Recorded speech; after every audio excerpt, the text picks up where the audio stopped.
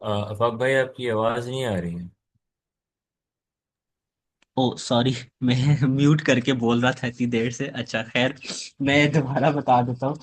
अ, मैं आपको ये बता रहा था कि हम जैसे लेट्स हम अज्यूम करते हैं कि 1 जनवरी को जो है हमारा VAT return sorry VAT period start होता है। मैंने आपको बताया था कि ज्यादातर वीएटी रिटर्न्स जो है वो क्वार्टरली बेसिस पे फाइल किए जाते हैं। तो अगर 1 जनवरी को स्टार्ट हो रहा है तो 31 मार्च को हमारा वीएटी जो पीरियड है वो खत्म हो जाएगा क्वार्टरली। अब आपने ये बात याद रखनी है कि जब 31 मार्च को हमारा पीरियड खत्म हो रहा है तो उसके बाद हमारे पास 37 डेज होंगे अपने उस पीरियड के वीएटी रिटर्न को फाइल करने के। यानी 7 मई जो है वो लास्ट डेट बनेगी 31 मार्च के वीएटी रिटर्न को फाइल करने की। ठीक है। तो जब भी आपका क्वार्टर एंड होता है, क्वार्टर एंड होने के 37 डेज का आपके पास टाइम होता है वीएटी रिटर्न को फाइल करने का। मैं यहाँ वीएटी पेमेंट की बात नहीं कर रहा, मैं यहाँ बात कर रहा हूँ वीएटी रिटर्न को फाइल करना। ठीक है। आपने एचएमआरसी को बताना होता है कि भाई इस साल जो है हमारा ये वीएटी रिटर्न जो है वो आ गया है। ठीक है। तो आई होप सो यहाँ तक बात समझ में आ गई होगी। अब आपने ये बात याद रखनी है कि अब होता क्या है कि कंपनीज जो है वो आखिरी 1 वीक में या आखिरी 2-3 दिन में अपना रिटर्न फाइल कर देती हैं। लेकिन अगर कोई कंपनी आखिरी दिन के बाद यानी 7 मई के बाद इस केस में अपना रिटर्न फाइल करती है, वीईटी रिटर्न की बात हो रही है, तो फिर उस पर कुछ पेनल्टीज चार्ज होती हैं। तो सबसे पहले तो आप ये देखें कि every time when VAT return is filed late, tax payer receives 1 penalty point. यानी जब आप एक दफा वीएटी रिटर्न आपने जो है वो गलत लेट फाइल किया, आपको पहला पॉइंट पेनल्टी पॉइंट पड़ेगा। दूसरी बार भी रिटर्न फाइल किया लेट, 2 पॉइंट्स हो जाएंगे। तीसरी बार भी रिटर्न फाइल किया तो 3 पॉइंट्स हो जाएंगे। इस वजह से जब when tax payer receive 4 penalty points, 4 penalty points का क्या मतलब है कि आप एक पूरे साल में जो आपके 4 क्वार्टरली रिटर्न्स आ रहे हैं, मैं यहाँ क्वार्टर को लेके चल रहा हूं, ठीक है। क्वार्टरली रिटर्न्स अगर आपके वो चारों ही लेट फाइल हो जाएं, तब आपको कितनी पेनल्टी फाइन होगी? तब आपको £200 की पेनल्टी जो है वो फाइल की जाएगी। £200 of penalty is charge further और every subsequent late filing of the return. फिर उसके बाद आप जितना भी लेट फाइल करोगे, हर लेट फाइलिंग पर आपको 200 रिटर्न की पेनल्टी जो है वो चार्ज की जाएगी। ठीक है। Where taxpayer is below the penalty point threshold, each penalty point expires after 2 years। अच्छा जी, अब देखें ये भी इसमें है कि आपने एक लेट फाइल किया, आपको पहला पॉइंट मिल गया। दूसरा भी लेट फाइल किया, आपको 2 पॉइंट मिल गए। तीसरा भी आपने लेट फाइल किया, आपको 3 पॉइंट्स मिल गए। चौथ फोर्थ जो आपने रिटर्न था वो आपने ऑन टाइम जो है वो फाइल कर दिया, तो आपके ये जो पहले 3 पॉइंट्स थे पेनल्टी पॉइंट्स, ये आपके नेक्स्ट 2 इयर्स तक वैलिड रहेंगे। अगले 2 सालों में किसी भी वक्त आप अपना लेट रिटर्न फाइल करोगे, आपको फोर्थ पॉइंट मिल जाएगा। लेकिन 2 सालों के बाद अगर आपने कोई रिटर्न लेट फाइल किया तो आपका जो वो पेनल्टी पॉइंट सिस्टम है वो 1 से दोबारा स्टार्ट हो जाएगा। ठीक है। But once the threshold is reached, penalty points do not increase. Rather, it requires taxpayer to submit all 4 quarterly VAT returns on time. ठीक है। फिर उसके बाद जो है आप दोबारा से आपका वही पेनल्टी पॉइंट जो है वो स्टार्ट हो जाएगा। अब यहां पर आप जरा देखें कि अगर आप 15 डेज विद इन 15 डेज अगर आप अपना रिटर्न फाइल करो, यानी लेट्स से आपका 31 मार्च एंड हुआ था, आपने अपना 7 मई आपका लास्ट डेट था, आपने 10 मई को या 12 मई को अपना रिटर्न फाइल किया, तो विद इन 15 डेज अगर आप अपना रिटर्न फाइल कर रहे हो, आफ्टर द फाइलिंग डेट गुजर जाती है, तो उस पर आपको कोई भी पेनल्टी चार्ज नहीं की जाएगी। 16 से 20 डेज के दरमियान में अगर आप अपना लेट फाइल कर रहे हो, लेट पेमेंट है, तो उसमें फिर 2% ऑफ वीएटी रिटर्न आपको एक्स्ट्रा पेएबल पे करना पड़ेगा।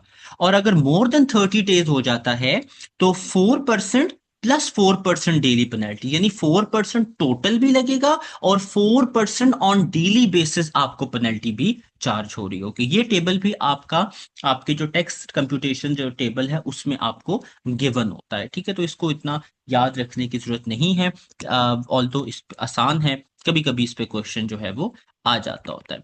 अच्छा, तो अब आपने ये बात याद रखनी है कि अगर आप जो सबसे पहले तो 37 डेज का टाइम पीरियड होता है after the end of the quarter कि आप अपना रिटर्न फाइल कर सकते हो।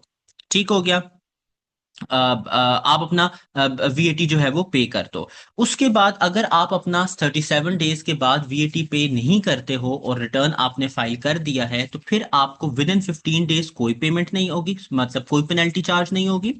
16 डेज से 30 डेज पे अगर आप बात कर रहे हो, या लेट्स से कि 15 डेज गुजरने के बाद अगर आपने पेनल्टी पे की, सॉरी रिटर्न पे किया है, तो फिर 2% वीएटी जो आप लेट्स से आपने वीएटी पे करना 200, उस 200 का आप 2% ले लो, वो आपको एक्स्ट्रा पे करना पड़ेगा। फिर अगर 30 डेज से ज्यादा का टाइम हो गया है और आपने अभी तक अपना कोई भी रिटर्न फाइल, सॉरी कोई भी वीएटी पे नहीं किया, तो आपने क्या करना होगा, आपने 4% प्लस 4% डेली पेनल्टी, यानी 4% टोटल पे लगेगा और 4% ऑन डेली बेसिस जो है वो उसका रिकॉर्ड हो रहा होगा। तो आपने ये बात याद रखनी है कि दो चीजें हैं, एक है वीएटी रिटर्न फाइलिंग, एक है वीएटी पेमेंट। रिटर्न फाइलिंग आप आखिरी डेट तक कर दोगे, पेमेंट जो है आपकी 37 डेज तक फाइनलाइज हो जाएगी। अगर रिटर्न थोड़ा लेट भी हो जाता है तो उसका इतना एज सच इशू नहीं है, लेकिन पेमेंट अगर लेट हो जाती है 37 डेज के बाद, तो आपका फाइन जो है आपको चार्ज किया जाएगा। अच्छा, उसके बाद हम आगे बात करते हैं oversea expect of value added tax.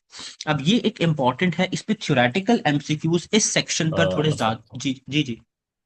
आप कंप्लीट कर लें। नहीं नहीं, आप बोलो, कोई मसला नहीं है। मैंने ये पूछना था, जैसे अभी हम रिसेंट हिस्ट्री में देख रहे हैं काफ़ी टैरिफ वगैरह जो चल रहा है, जो आपकी शायद इंपोर्ट पे होता है, तो हम्म। ये भी ये इसके अंडर ही आती है, वैट के वैल्यू, या it's a different kind tax? नहीं, टैरिफ्स और कस्टम्स जो होते हैं वो अलग चीज होती है।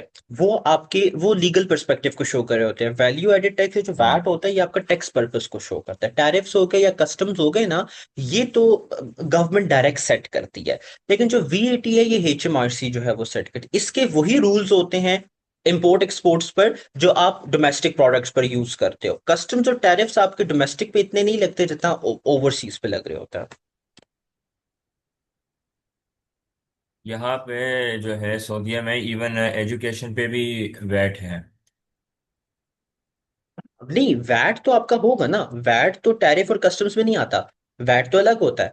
ठीक है, इवन यूके नहीं, में भी क्योंकि आप यहाँ देखो। पे जो नॉन सऊदीज है उन पे वैट नहीं है, जो वैट है उन पे, जो सऊदीज है उन पे वैट एग्जाम्प्ट वो है फिर एजुकेशन इनके पे। वो फिर अब कंट्री टू कंट्री जो है इनके डिफरेंट जी। रूल्स हैं।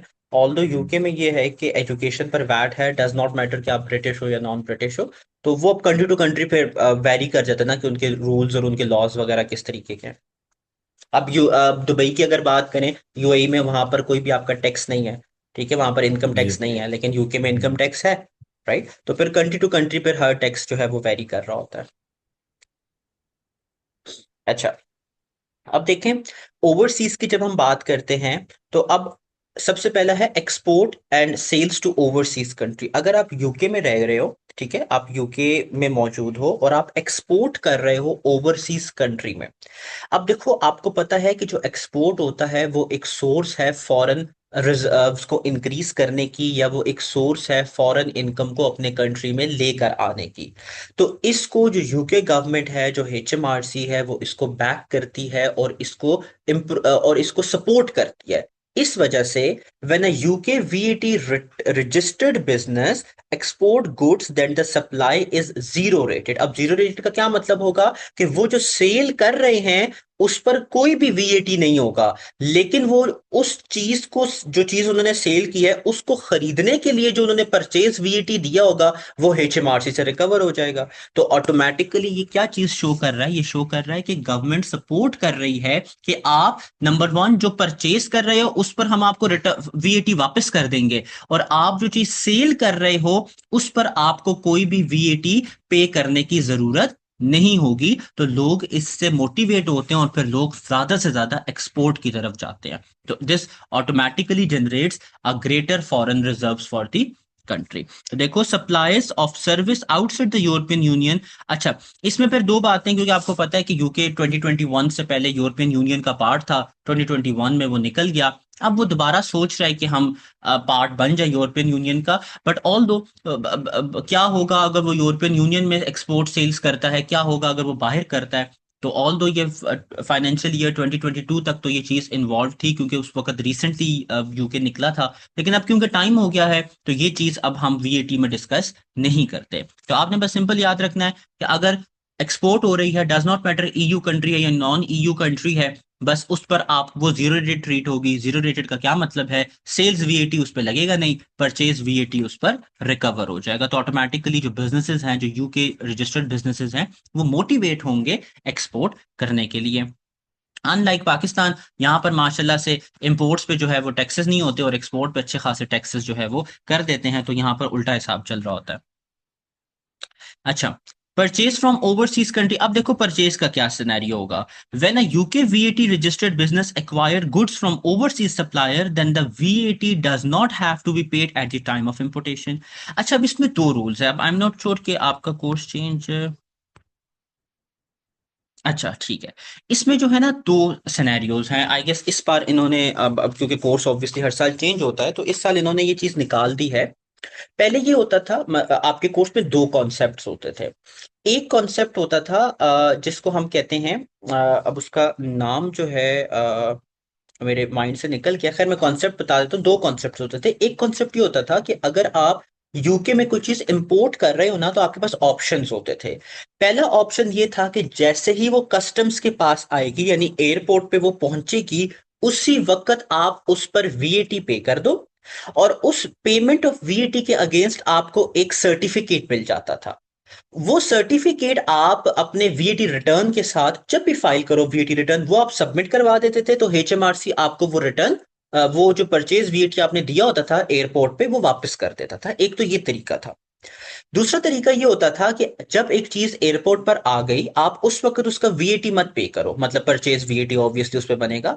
आप उसके अगेंस्ट जो है वो चीज ले आओ, उस चीज को सेल करो, और जब वो चीज सेल हो जाती है, तब आप जो है उस पर परचेज वीएटी भी पे करो।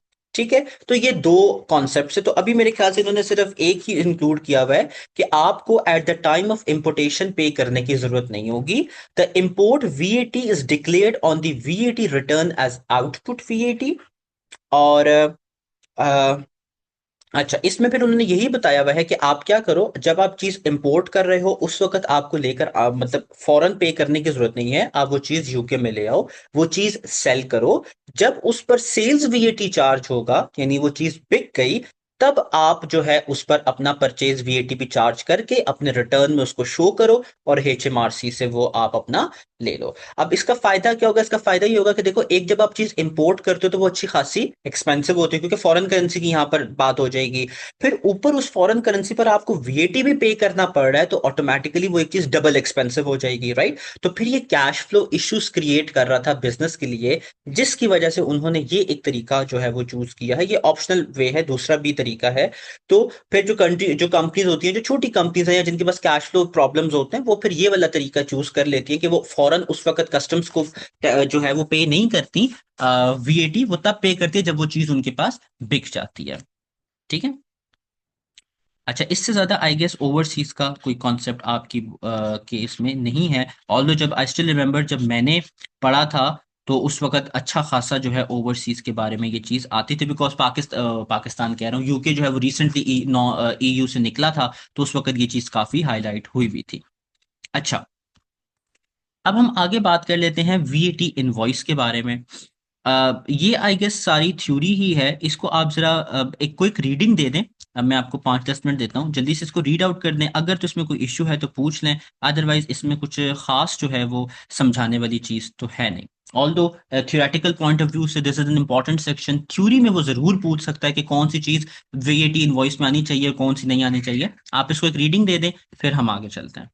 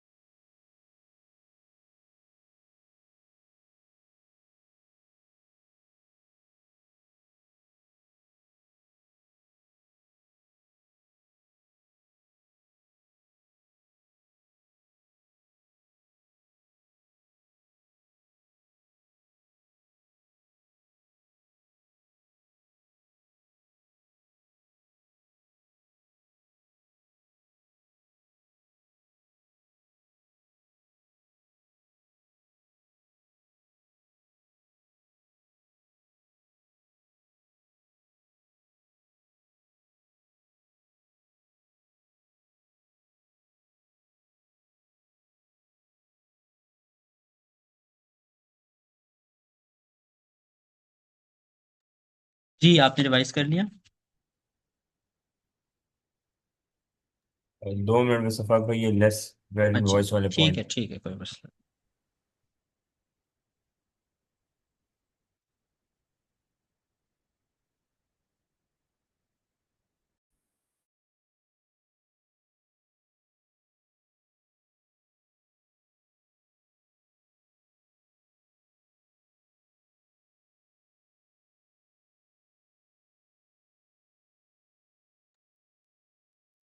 ये एक पॉइंट है, डिटेल्ड वेट में, नहीं। डिटेल्स जी of any prompt payment discount offered.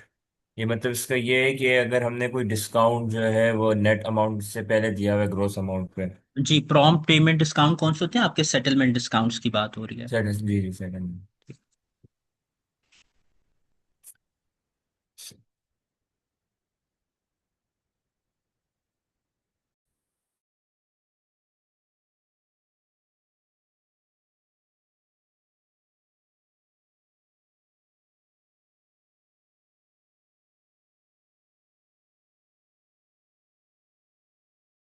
जी अफाक भाई, रीड कर लूँ।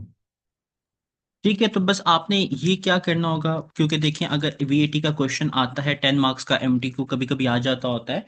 अब रिसेंट ईयर्स में देखा गया है कि इस पे आता है। तो उसमें ये है कि आपको ज़्यादातर वो थ्योरेटिकल क्वेश्चन ही पूछेगा, क्योंकि कैलकुलेशंस तो इतनी कुछ खास होती नहीं है इसमें। तो ये एक आध थ्योरी का पॉइंट आपका जरूर इसमें बन सकता है, ठीक है। अच्छा, वैट एडमिनिस्ट्रेशन, इसमें कोई ऐसी चीज नहीं है जो मैंने आपको नहीं बताई। देखिए इसने वही बात लिखी हुई है। VAT return periods are normally 3 months, quarterly मैं आपको बता चुका हूँ। रिटर्न शो क्या शो करता है? वीएटी रिटर्न टोटल इनपुट कितना है, सॉरी, इनपुट इनपुट वीएटी कितना है, आउटपुट वीएटी कितना है, नेट वीएटी कैसे निकलेगा। नेट वीएटी कैसे निकलता है, हमेशा याद रखना, आउटपुट वीएटी माइनस इनपुट। क्योंकि उसमें ये होता है कि फिर बड़ा आसान हो जाता है याद रखना कि अगर पॉजिटिव है, पॉजिटिव का क्या मतलब है, आपने सेल्स वीएटी ज्यादा चार्ज किया है, आपने परचेज वीएटी कम पे किया है, तो जो डिफरेंस होता है आपने एचएमआरसी को पे बैक करना होता है। लेकिन अगर नेगेटिव आ रहा है, नेगेटिव का क्या मतलब है, आपने परचेज पे ज्यादा वीएटी पे कर दिया, सेल्स पे कम रिकवर किया, तो जो डिफरेंस होता है वो एचएमआरसी आपको रिफंड करती है। रिफंड तो ऑल तो नहीं करती, वो एडजस्ट हो जाता है आपके आने वाले वीएटी रिटर्न्स में, क्योंकि टैक्स अथॉरिटी से पैसे निकलवाना जो है, it's it's something nearly impossible, चाहे वो कोई भी टैक्स अथॉरिटीज हों। डेडलाइन क्या है? देखो पेमेंट की मैं आपको अभी बता चुका हूँ स्टार्ट में, 1 month and 7 days after the end of the quarter, ठीक है। और रिकॉर्ड्स, ये बड़ा इंपॉर्टेंट पॉइंट है, कितने टाइम तक आपने वीटी रिकॉर्ड संभाल के रखने हैं? 6 years तक। By law you are required to maintain the records, by law भी है, बाय एचएमआरसी रूल्स भी है कि आपने 6 साल तक डॉक्यूमेंट्स जो है, ना सिर्फ वीईटी की डॉक्यूमेंट्स आप पढ़ोगे, कैपिटल गेन की भी हम बात करेंगे, कंपनी टैक्स में बात करेंगे, सब में आपने ऑलमोस्ट 5 से 6 साल जो है मिनिमम क्राइटेरिया होता है, आपने संभाल के रखनी होती है। इवन जब आप ऑडिट करते हो तो ऑडिट में भी आपको ये बताया जाता है कि आपने audit papers at least 6 to 7 years तक जरूर संभाल के रखने होते हैं अपने पास, ये लीगल रिक्वायरमेंट होती है। अफाक भाई, जी जी। ये एक पॉइंट ये था कि अगर आपकी जो इनपुट्स जो है वो अगर आपकी ग्रेटर है आउटपुट से, तो फिर हम्म। आपको जो है वो वेट पे करना होता है। नहीं देखो, इनपुट वीएटी का मतलब है आप अपनी परचेजेस पे जो वीएटी आपने पे किया है जी। अपने सप्लायर को वो ज्यादा है, हम्म। और आपने वो चीजें जब अपने कस्टमर्स को सेल की हैं तो उनसे जो वीएटी रिकवर किया वो कम है।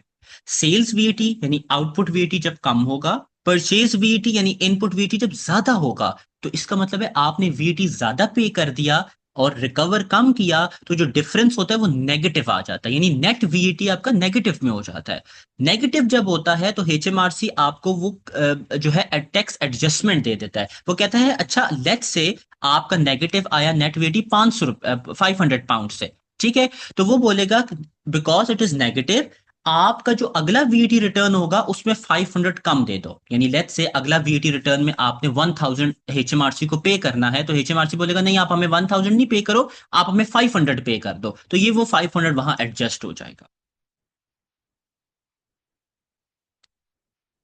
समझ में आया? जी। अच्छा। अच्छा, टेक्स्ट डिजिटल, इसको एमटीडी बोलते हैं। Like it's not TD only, it's MTD, that is making text digital. MTD, making tax digital, ये रिसेंटली इंट्रोड्यूस होने वाला कॉन्सेप्ट है।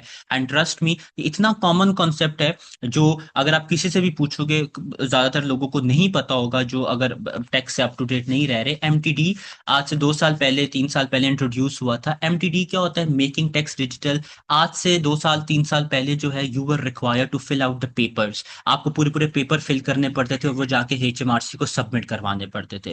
बिकॉज ऑब्वियसली हम रेवोल्यूशनलाइज हो गए हैं, डिजिटल हो गए हैं, तो एचएमआरसी भी डिजिटल हो गया और उसने एमटीडी इंट्रोड्यूस किया, that is making tax digital. इसमें सिंपल इसका क्या काम है? इसका काम ये है कि आप घर बैठे एचएमआरसी की वेबसाइट पे जाओ। कल वाले लेक्चर में मैंने आपको फ्लैट रेट में बताया भी था, एचएमआरसी की वेबसाइट, वहां जाओ, वहां वैट रजिस्टर हो जाओ, वहीं पर अपने हर महीने के, हर क्वार्टर के अपने रिटर्न्स फाइल करो। आपको एचएमआरसी के पास जाने की जरूरत ही नहीं होगी। तो टैक्स एमटीडी या मेकिंग टैक्स डिजिटल का क्या मतलब है कि आपका जो टैक्स जो पहले आपको फिजिकली सबमिट करवाना पड़ता था, अब एवरीथिंग हैज बिकम डिजिटलाइज। ठीक है, तो यही बात आपने याद रखनी है कि the word MTD means making tax digital, that is all, और इसमें कुछ खास नहीं है।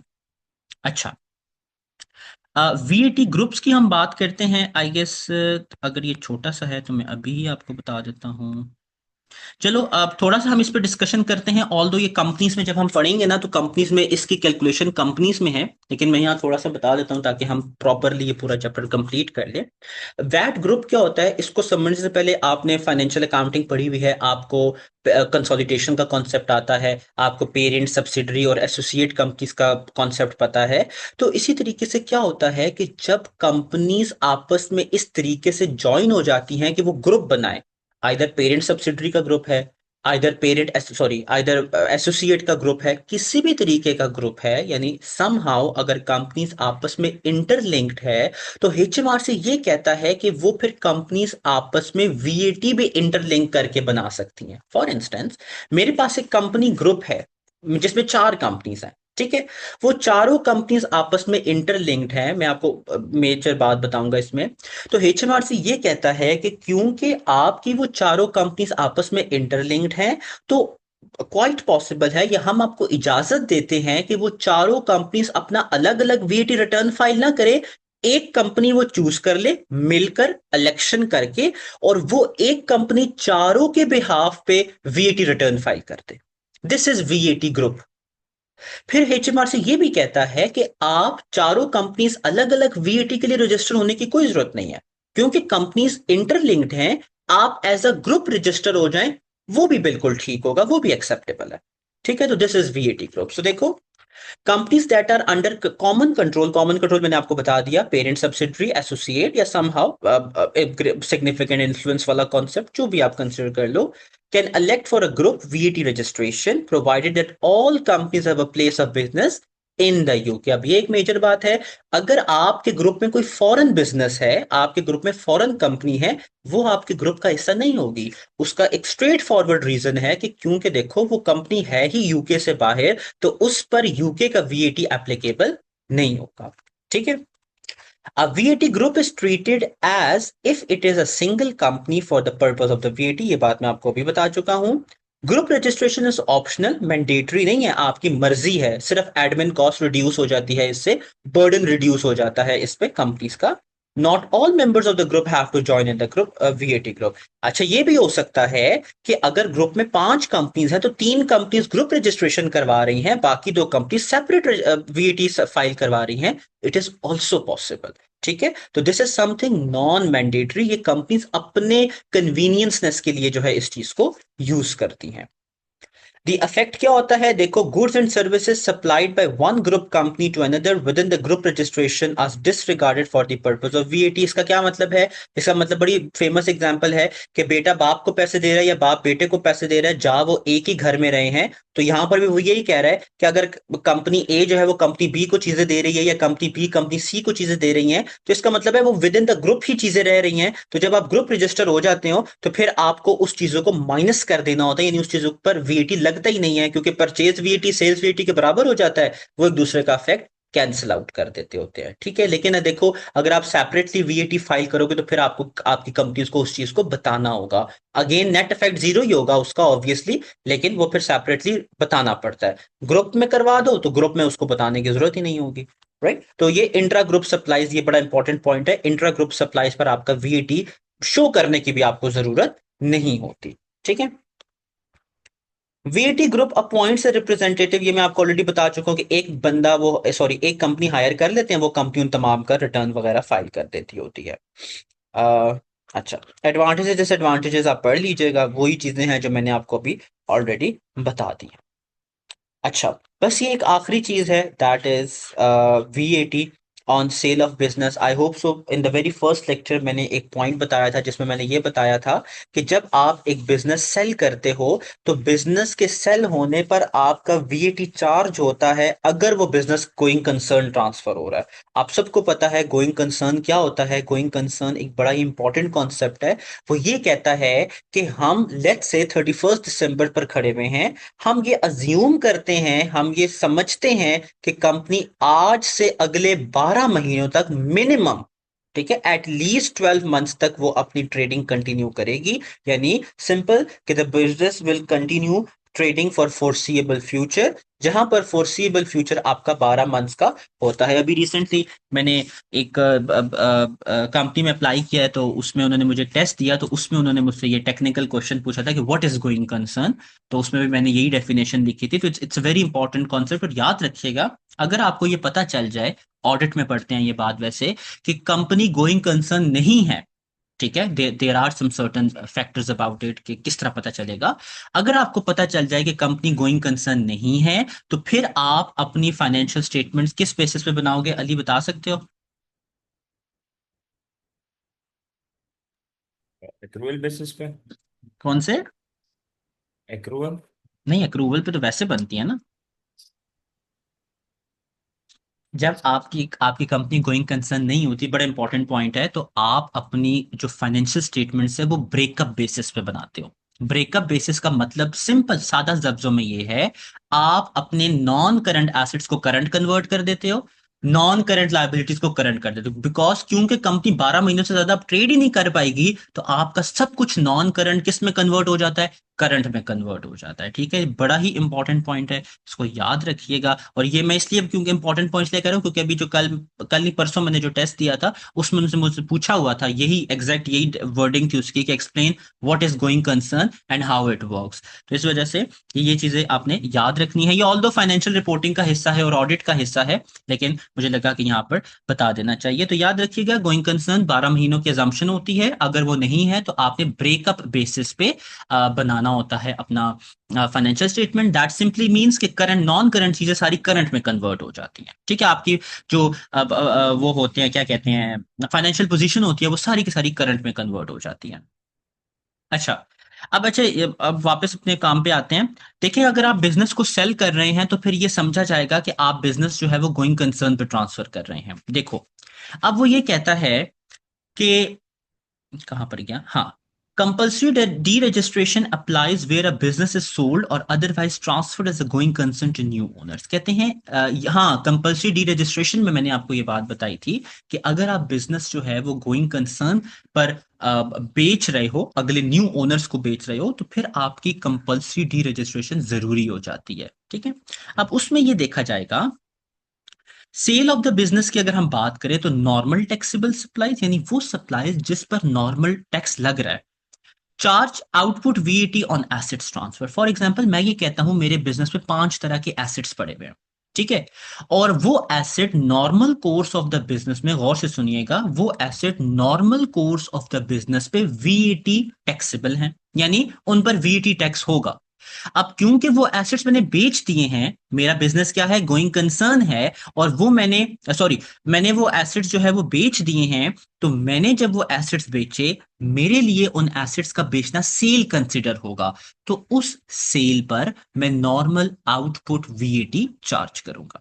ठीक है, आसान सी बात है, दोबारा बता रहा हूं। अगर बिजनेस बेच रहे हो, बिजनेस में कुछ ऐसे एसेट्स हैं जिस पर वीएटी टैक्सेबल होना है, उनको आपने बेच दिया, उस पर सिंपल वीएटी बिजनेस जो है वो आउटपुट वीएटी अपना चार्ज कर दो। देखो, ट्रांसफर ऑफ गोइंग कंसर्न, अब ये वैसे बात ज्यादातर होती है जब आपका गोइंग कंसर्न नहीं होता बिजनेस। यहां पर अगर आप बिजनेस गोइंग कंसर्न में कर रहे हो, तो जब गोइंग कंसर्न कर रहे हो इसका मतलब है वो एसेट्स आगे यूज होंगे बिजनेस में, तो फिर उसको हम वीएटी कंसिडर नहीं करते, लेकिन इसकी भी कुछ कंडीशंस हैं।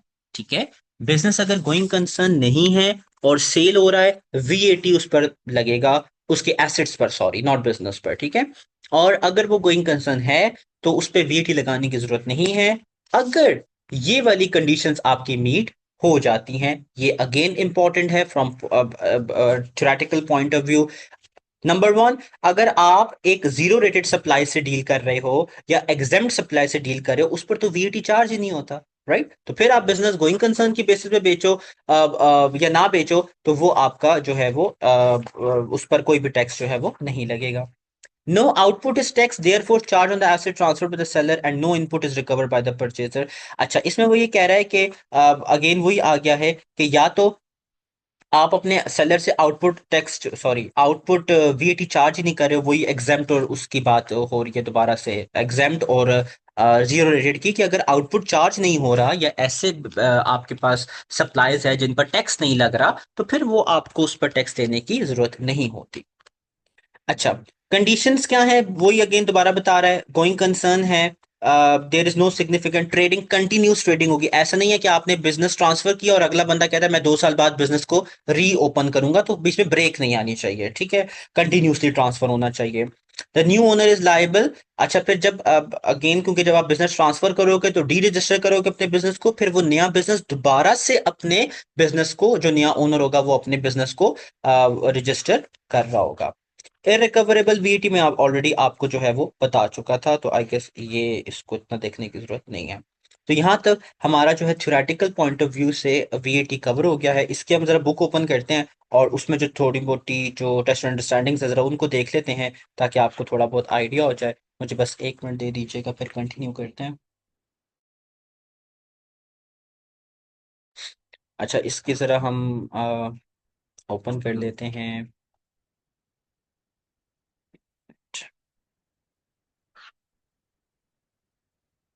वीएटी इंपॉर्टेंट चैप्टर है, ज़्यादातर थ्योरेटिकल चैप्टर है।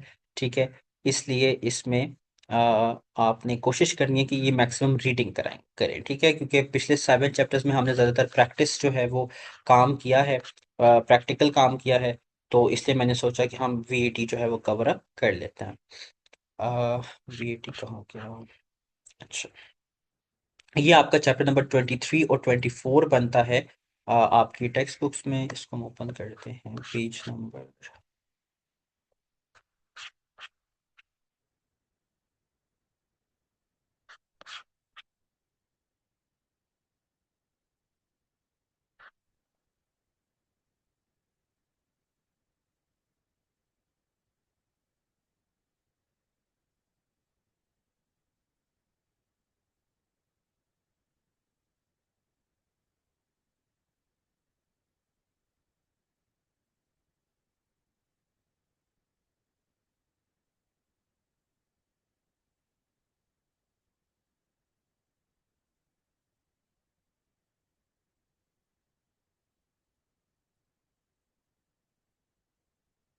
अच्छा, चलो,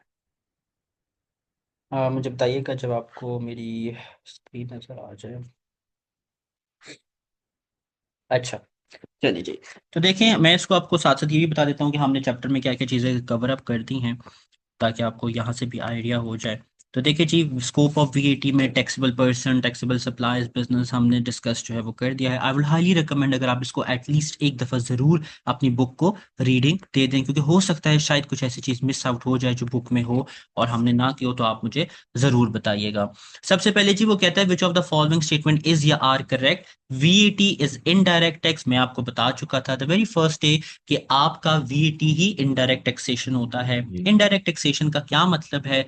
वो टैक्स जो एंड कंज्यूमर बियर करता है, ना कि सेलर बियर करता है। ठीक है, Lucian accountancy student who sells some of her spare CDs to a friend should charge the friend VAT on the sale।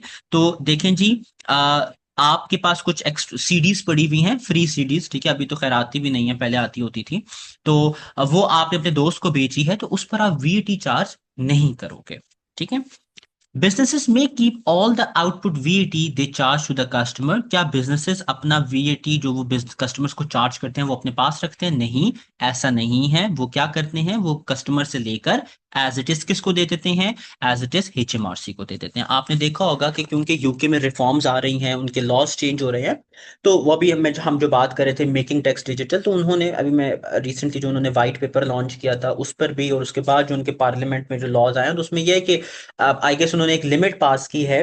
I am not sure वो लिमिट कितनी है, 200 पाउंड्स की है कि 400 पाउंड्स की है।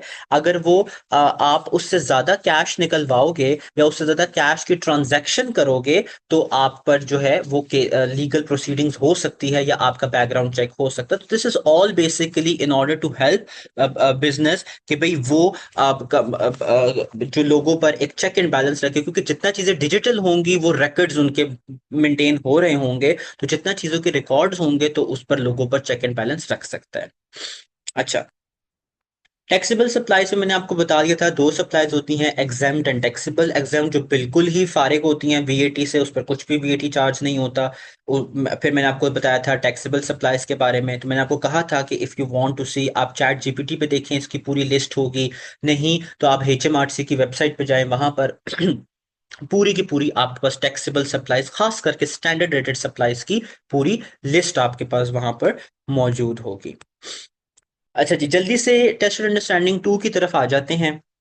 तो कहता है कि fill in the blanks in the following statement. Traders making wholly exempt supplies dash register for the VAT. वो बंदा जो कि सिर्फ और सिर्फ एग्जेम्प्ट सप्लाईज को ट्रेड कर रहा है, उसको वीएटी के रजिस्टर होने की जरूरत ही नहीं है ना। देखो, वो अगर वीएटी रजिस्टर हो ही नहीं, अव्वल तो वो हो ही नहीं सकता। ठीक है, उनके लॉ में साफ साफ लिखा हुआ है कि you can not register for the VAT if you deal with the Holi exempt supplies. अगर आप एक ऐसी चीज के से डील कर रहे हो जिस पर ना इनपुट टैक्स है ना आउटपुट टैक्स है, तो फिर you are not allowed by HMRC to register for the VAT. ठीक है, तो ये बात आपने याद रखनी है। Standard rate of the VAT कितना है आपको याद हो जाना चाहिए, this is 20%। Traders who are registered for the VAT must charge VAT on all of their taxable supplies, obviously. तो ये fill in the blanks आसान आसान सी। अच्छा, the difference between the zero rated and exempt trader is that zero rated traders dash recover the input। जी अली बताइएगा, can recover और can not recover?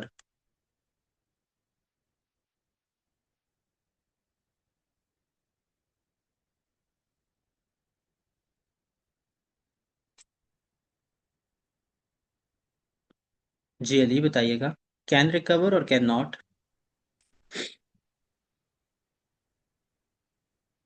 आपकी आवाज नहीं आ रही मुझे। इनपुट जी जी। जीरो रेटेड ट्रेडर्स जो है वो तो नहीं रिकवर कर सकते हैं।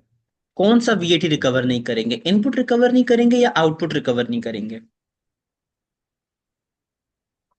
इनपुट। जीरो रेटेड जो ट्रेडर्स होते हैं वो आउटपुट वीएटी रिकवर नहीं कर सकते। रिकवर तो तब करेंगे ना जब वो चार्ज करेंगे, राइट। जीरो रेट याद रखिएगा, ये बड़ा इंपॉर्टेंट कॉन्सेप्ट है, मैंने पहले भी बताया था कि जीरो रेटेड जो सप्लाईज होती है उसका मतलब क्या होता है। उसका मतलब ये होता है कि आप जब एक एक चीज जो जीरो रेटेड क्लासिफाई हुई हुई है, अगर आप उसको सेल करोगे ना, तो आप आउटपुट वीएटी उस पर चार्ज नहीं कर सकते, नंबर वन। यानी आपका वीएटी रेट क्या हो जाएगा, 0% हो जाएगा in terms of sales VAT. लेकिन अगर आप एक जीरो रेटेड सप्लाई अपने सप्लायर से खरीद रहे हो, ठीक है, तो उस पर आपको परचेज वीएटी देना पड़ेगा।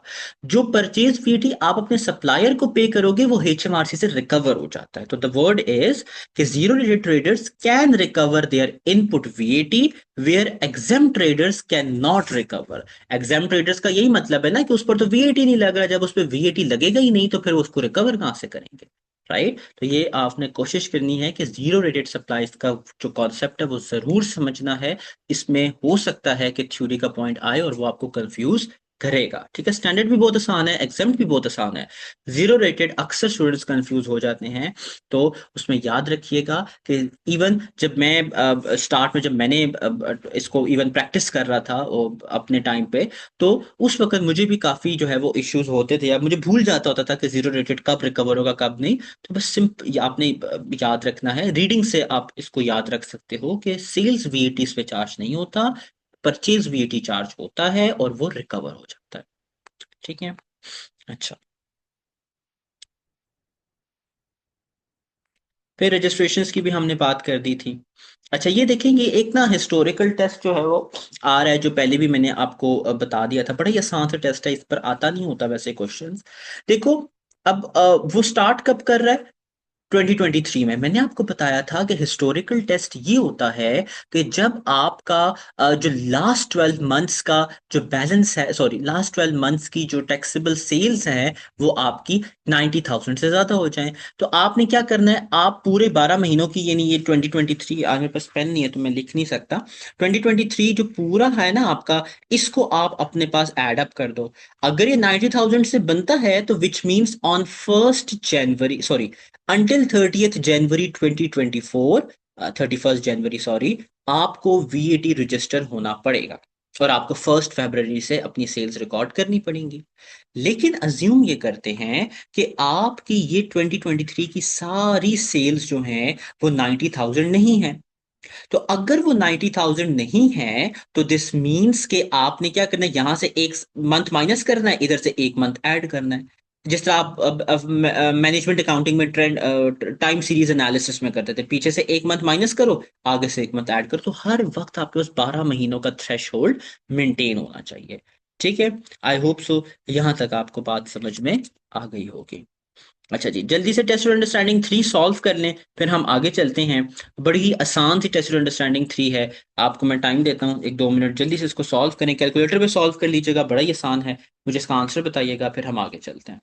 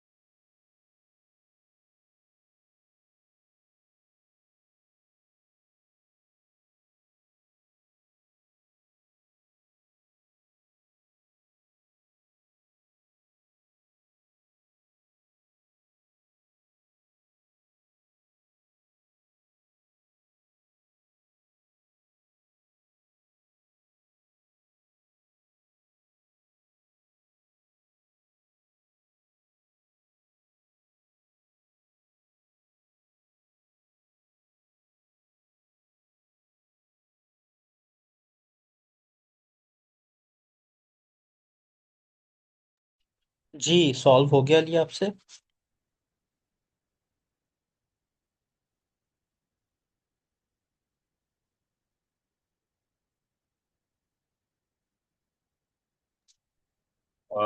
नहीं अफाक भाई, नहीं हो सकता। अच्छा सॉल्व कर रहे हैं या मैं करवाऊँ सॉल्व? आप करवा लें, दैट वुड बी बेटर। अच्छा ठीक है, ये देखिए जी। कहते हैं कि जाना owns a shop selling newspaper that is zero rated and stationery standard rated. In her first year of trading at 31st July 2024, her sales of newspaper were this and stationery की सेल्स इतनी थी। ठीक है। अच्छा सबसे पहले तो देखो, उसने आपको ये बात आपने याद रखनी है कि जो आपकी सेल्स होंगी न्यूज़पेपर और स्टेशनरी, वो दोनों ही टैक्सेबल हैं। दोनों पे टैक्स लगेगा ना, बिकॉज देखो आपकी जो न्यूज़पेपर है वो जीरो रेटेड है और आपकी जो स्टेशनरी है वो स्टैंडर्ड रेटेड है, राइट है, तो दोनों टैक्सेबल। तो दोनों की सेल्स आपने कैलकुलेट करनी है। देखो एक महीने में सेल्स कितनी आ रही है न्यूज़पेपर की? 3050 एक महीने की। आप इसकी 12 महीनों की सेल्स कैलकुलेट कर दो। 2250 स्टेशनरी की एक महीने की सेल है, आप इसकी 12 महीनों की सेल कैलकुलेट कर दो। ठीक है। या आप चलो यूं कर दो कि हाँ ठीक है, इसी तरह ही हम कर सकते हैं। आई गेस दूसरी तरीके से जरा ज्यादा लेंथी हो जाएगा, तो आप जरा इसकी सेल्स कैलकुलेट कर दो, न्यूज़पेपर की पूरे 12 महीनों की, स्टेशनरी की पूरे 12 महीनों की सेल्स।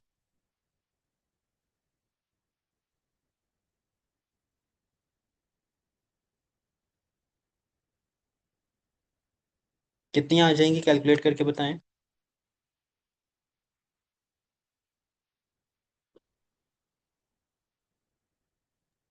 5300 फाइव सेल्स है। थाउजेंड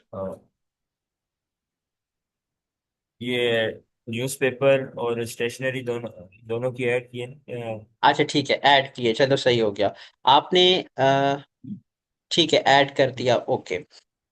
तो पर मंथ आपकी सेल्स कितनी बन रही है? 5200, नहीं 5300 बन रही 300 है। 300 जी। ठीक है, फाइव जी थाउजेंड जी थ्री हंड्रेड पर मंथ बन रही है, ठीक है। अब देखो जी। पूरे 12 महीनों की कितनी बनेंगी? 63,600। ठीक है जी, 63,600 जो है आपकी सेल बन गई है। ठीक है। अब आपने याद ये रखना है, अब वो ये क्या कह रहा है कि देखो इन हर second year of trading these figure increase to 5, मतलब पहले साल तो कितना हो गया 63, तो मतलब पहले साल तो उसको रजिस्टर करने की जरूरत नहीं है। In her second year of trading, these figures increased to 5,400 and 4280, यानी न्यूज़पेपर 5,400 पे चली गई और स्टेशनरी आपकी 4280 पे चली गई। इन दोनों को ऐड करो जरा, पर मंथ सेल्स कितनी बन रही है? 9680। 9680 एक महीने की बन रही है। 12 महीनों की कितनी जी। बनेगी? यानी 1 अगस्त 2024 से लेकर 31 जुलाई 2025 तक कितनी सेल्स बनेगी पूरे 12 महीनों की?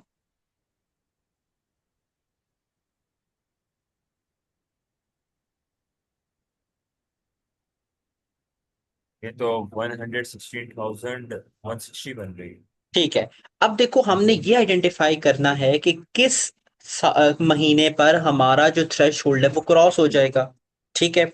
उसको सॉल्व करने के लिए आपने क्या करना है, आप ऑल दो इतना लेंथी क्वेश्चन आएगा नहीं, वह सिर्फ समझ लें कि एक पूरे साइट पर आपने 2024 की मंथ वाइज सेल्स लिखनी है, जो कि स्टार्ट हो रही होंगी 1 अगस्त 2023 से, बस खत्म हो रही होंगी 31 जुलाई 2024।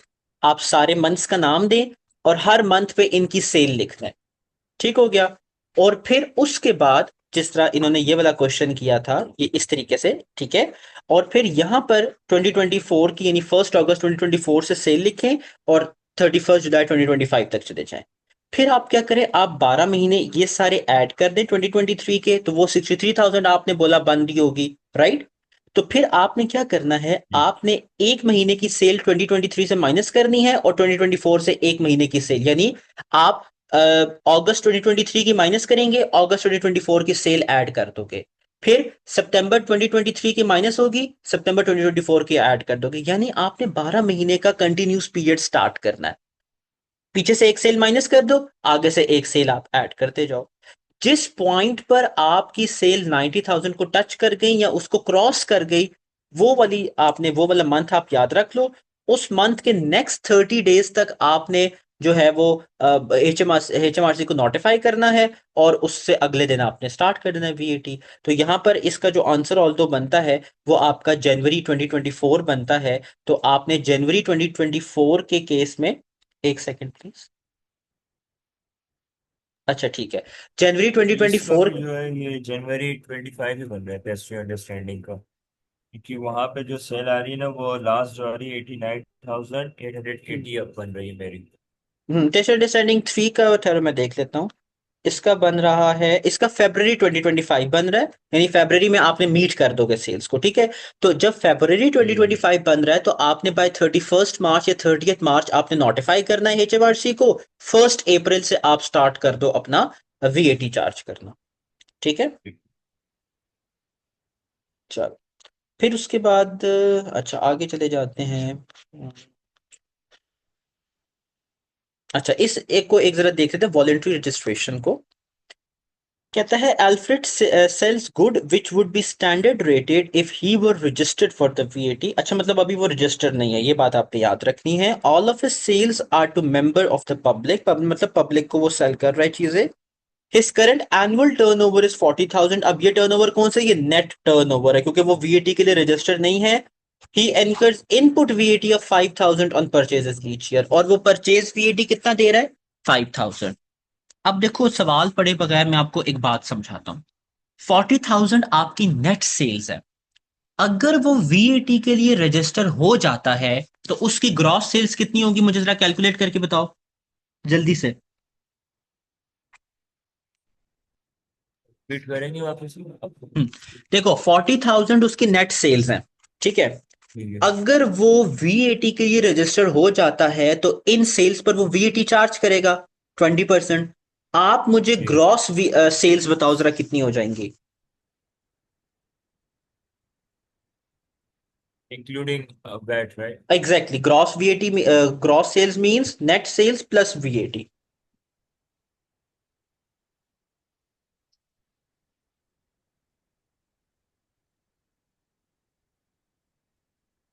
48। कितना?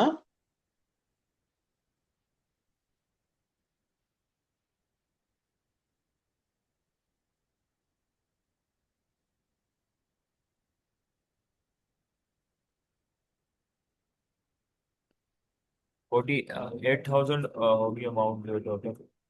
ठीक हो गया। आपकी अमाउंट बन गई 48,000, यानी 40 का आपने 20% लिया और उसको 100 पे डिवाइड कर दिया, ठीक हो गया। जी। तो आपने क्या करना है, इसका मतलब है कि आपका कितना आ जाएगा, आपका जो है वो 8,000 का वीएटी आ जाएगा, ठीक है। अब जरा यहां पर देखें।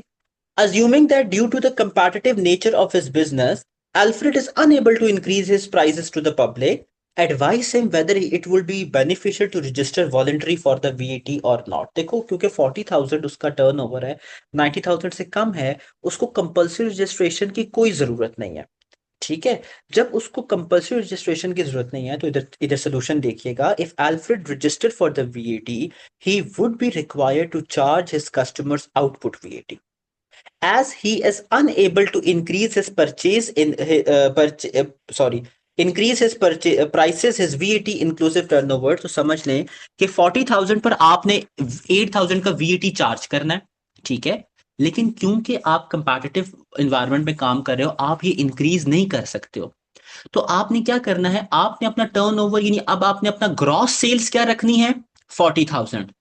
समझ में आ रहा है कि अब आप अपनी सेल्स को 40 से 48 इंक्रीज नहीं कर सकते, तो आपने अपनी ग्रॉस सेल्स ही 40,000 रखनी है। अब आप जरा ग्रॉस सेल्स में से मुझे नेट सेल्स निकाल के बताओ कितनी हो जाएंगी।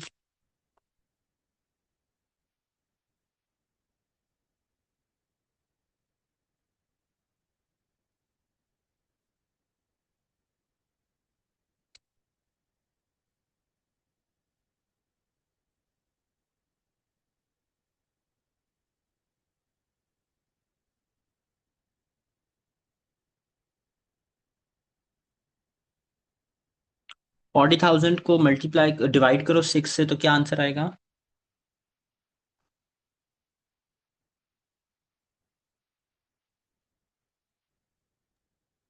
इस 6666.67। ये वाला, यानी आपका अगर तो वो अपनी जी सेल्स इंक्रीज नहीं कर पा रहा तो विच मींस अगर वो रजिस्टर हो जाता है तो उसकी सेल्स तो 40,000 ही रहेंगी, लेकिन अब ये कौन सी सेल्स बन जाएंगी, ये ग्रॉस सेल्स बन जाएंगी। तो विच मींस कि उसका प्रॉफिट जो है, या उसको कितना वीएटी चार्ज करना पड़ेगा, 6667। ठीक है, इसका मतलब है उसका प्रॉफिट कितने से रिड्यूस कर जाएगा, 6667 से। लेकिन अगर वो अपना से सॉरी अगर वो वीएटी रजिस्टर हो जाए और सेल प्राइस भी इंक्रीज कर दे तो फिर उसके प्रॉफिट में कोई भी चेंज नहीं आएगा, क्योंकि उसकी नेट सेल्स कितनी रह रही होंगी, नेट सेल्स उसकी 40,000 ही रह रही होंगी। ये बात समझ में आई आपको? जी ठीक हो गया। जी। चलो, अब हम आगे चलते हैं। अच्छा, फिर आगे आई गेस इसमें यही था। अच्छा, ये मैंने आपको बताया था प्री रजिस्ट्रेशन वैट के केस में, अगर आपकी वो चीजें जो आपने पिछले 4 सालों में खरीदी हैं और इस वक्त आपके पास पड़ी हुई हैं, उन पर आप रजिस्टर के टाइम पे सारा का सारा वैट रिकवर कर दो। और अगर आपने पिछले 6 महीनों में कोई सर्विस दी है तो उस पर अपना वैट रिकवर हो सकता है। ठीक है, तो ये टेस्ट और अंडरस्टैंडिंग आपकी प्री रजिस्ट्रेशन से रिलेटेड है, इसको आपने लेटर ऑन खुद सॉल्व करना है। अच्छा, डी रजिस्ट्रेशन भी मैंने आपको बता दिया। अच्छा, इसके बाद VAT on sale of business हमने अभी अभी बात की है, ये यहीं से वो कट आउट लिया हुआ था, तो ये मैंने आपको चीज़ समझा दी है। टैक्स पॉइंट की भी बात बता दी है आपको। पर आप अब आपने ये काम करना है आज आज के लिए, क्योंकि आज आपकी छुट्टी है ऑब्वियसली। तो फ्राइडे में आप ये कोशिश करो, एक तो नंबर वन इन दोनों चैप्टर्स को गो थ्रू कर दो और सिर्फ इनकी इलस्ट्रेशन और टेस्ट और अंडरस्टैंडिंग्स को कवर अप कर दो। ठीक है, अगर ये कवर अप हो जाती हैं तो ओवर द वीकेंड आप अपने लास्ट जो 7 चैप्टर्स हैं उनको आप रिवाइज करो। मंडे को इंशाल्लाह हम लोग जो है कोशिश करते हैं इसके क्वेश्चंस कंप्लीट करने के बाद हम नेक्स्ट चैप्टर अपना स्टार्ट कर देंगे। ठीक है, सबसे पहले आपका काम क्या है, नंबर वन रीडिंग दो इस पूरे चैप्टर को। रीडिंग के साथ साथ इलस्ट्रेशंस को सिर्फ देख लो या टेस्ट और अंडरस्टैंडिंग्स को दो, किट करने की भी जरूरत नहीं है, जस्ट इलस्ट्रेशंस और अंडरस्टैंडिंग्स कर लो, that is more than enough so far. ठीक है, तो ये जो नेक्स्ट क्लास होगी उस तक ये चैप्टर कंप्लीट हो जाएगा। चैप्टर कंप्लीट हो चुका है। मंडे को इंशाल्लाह हम इसके क्वेश्चंस जो हैं वो थोड़े बहुत सॉल्व करेंगे। ठीक है, किट से मैं आपको क्वेश्चंस बताऊंगा, वो हम सॉल्व करेंगे और बस वो थोड़े से प्रैक्टिस करके फिर हम नेक्स्ट चैप्टर पे ट्यूसडे को नेक्स्ट चैप्टर स्टार्ट कर देंगे। ठीक है, क्योंकि इसमें जितनी चीज़ें ये हम कवर कर चुके हैं, आई वांट की टेस्ट अंडरस्टैंडिंग्स आप खुद सॉल्व करें, बाकी भी जो है वो सारे खुद सॉल्व करें, ताकि आपको खुद आइडिया हो जाए कि कौन सी चीज़ आपकी जो है वो वीक है, ताकि फिर हम उस चीज़ पर फोकस कर सकें। ठीक हो गया।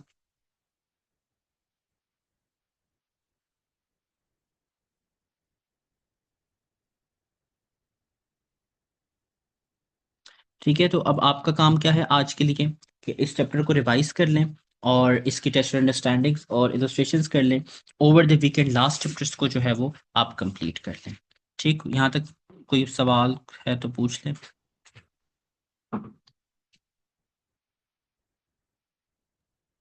Everything is clear. शायद है। ये एक जरा पॉइंट याद रखिएगा गिफ्ट के केस में, कि ये जरा अब मुझे पॉइंट नजर आ गया कि गिफ्ट ऑफ इन्वेंट्री और non current assets are treated as taxable supplies at the replacement cost, except gifts of goods to the same person which cost trader £50 और लेस देन 12 months। अगर आप किसी को भी £50 से कम का जो है वो गिफ्ट दे रहे हो तो उस पर आपको वीएटी चार्ज करने की जरूरत नहीं है। ठीक है, और business samples regardless of the number of samples, और बिजनेस सैंपल्स हमने एम्प्लॉयमेंट में भी बात की थी कि इसमें एम्प्लॉयमेंट टैक्स भी नहीं लगता, इनकम टैक्स सॉरी, और यहाँ पर वीएटी भी चार्ज नहीं होगा अगर वो गिफ्ट जो आप बिजनेस सैंपल्स के तौर पे दे रहे होते हैं ना, कि कंपनी सैंपल्स दे देती होती हैं, उस पर भी आपका वीएटी चार्ज नहीं होता। तो ये एक आपने पॉइंट इसमें याद रखना है। ठीक है, बाकी आप इसकी रीडिंग करें, जो भी पॉइंट ना समझ में आया वो फिर आप इसका पूछ लीजिएगा। ठीक है।